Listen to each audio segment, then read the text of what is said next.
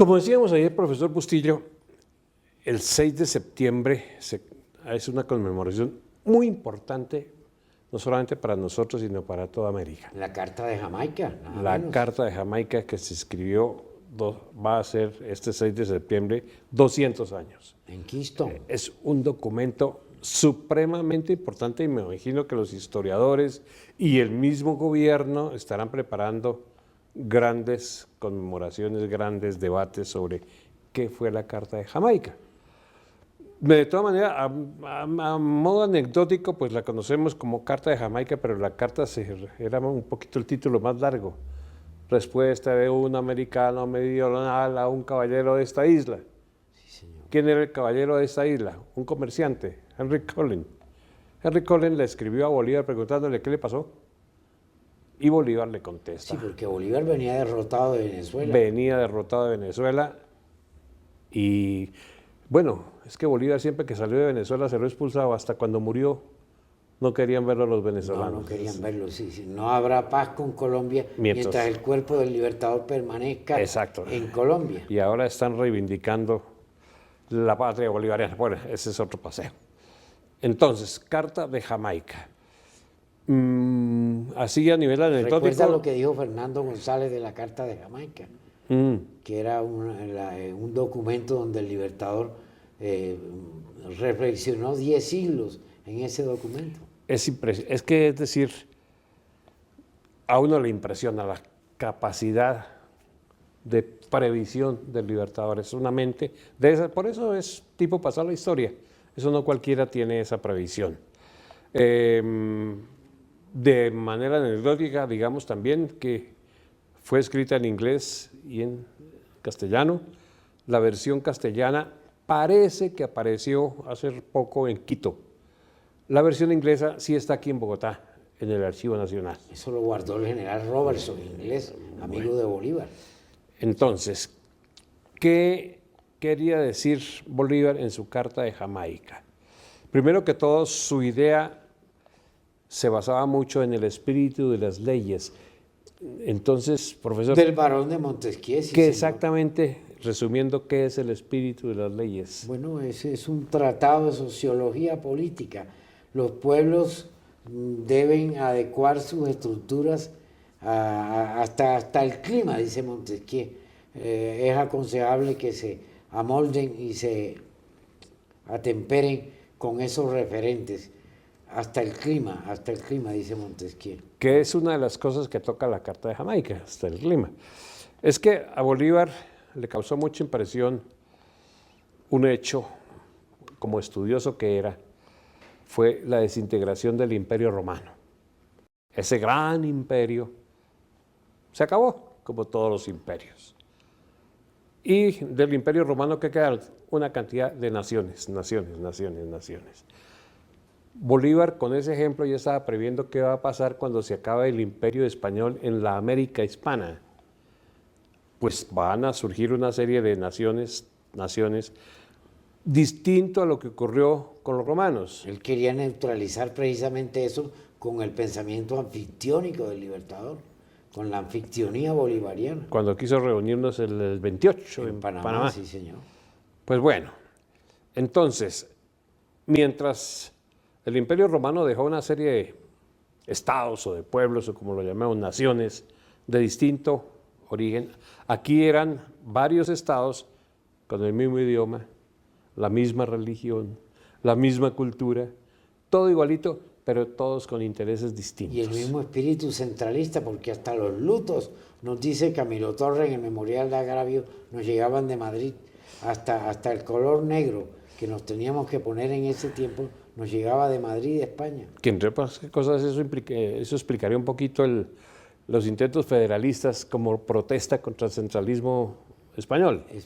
Hispánico, claro.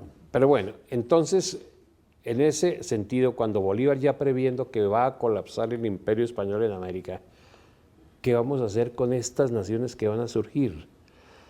Si hay un mismo idioma, si hay una misma religión, una misma cultura, ¿por qué no un mismo gobernante que maneje esa confederación? Y una misma constitución. Y una misma constitución. La constitución boliviana viene de ahí. Fue la que, con la cual se creó el actual Bolivia, Bolivia. provincia de Chuquisaca. Exacto, exacto.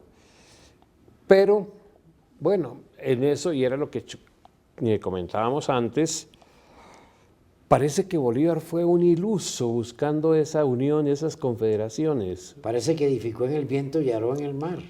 Él Él mismo lo dijo en una carta. toda la vida luchó por la unión. Él pensó en una América grande. Y es que él también, entre otras cosas, preveía lo que era ese otro imperio que iba a nacer algún día, llamado Estados Unidos de Norteamérica. Entonces nosotros, hispanos, tenemos que tener un frente unido, ahí sí es cierto, como diría el padre Camilo Torres, un frente unido para hablar de tú a tú, no solo con la Triple Alianza Europea, sino con los Estados Unidos. Pero resulta que aquí nosotros somos expertos en divisiones. Ya teníamos problemas con la Santa Alianza en ese tiempo. Sí, sí, sí.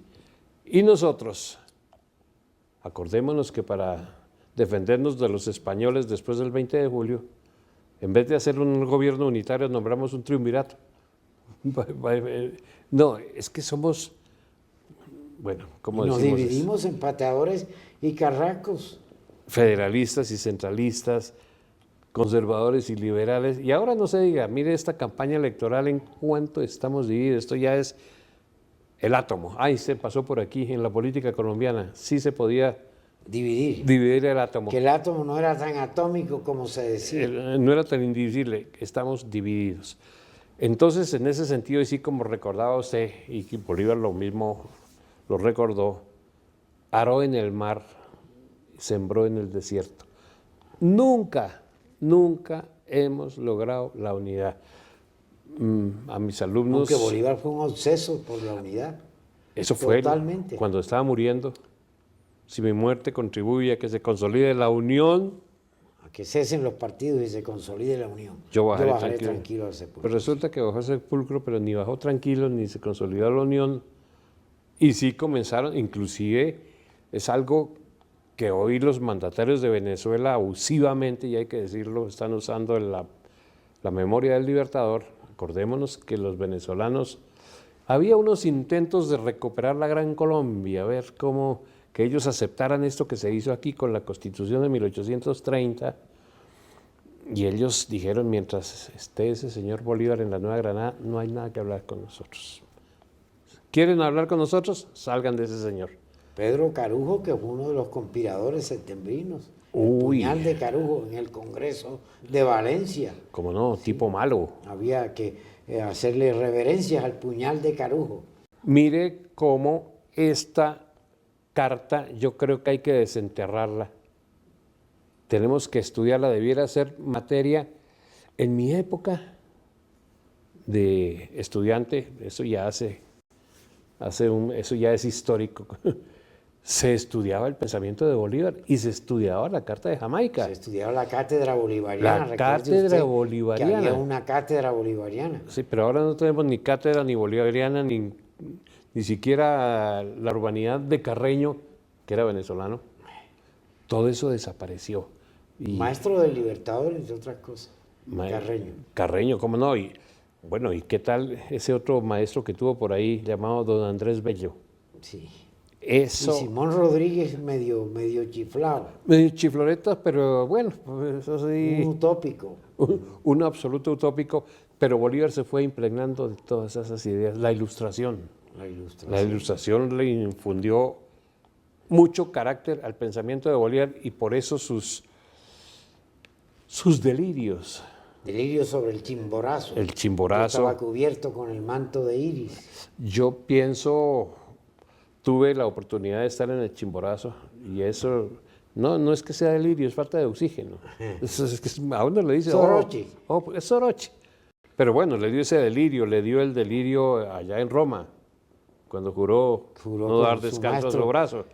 Y Simón Rodríguez ahí y hasta estaba. acuérdense que estuvo a punto de suicidarse.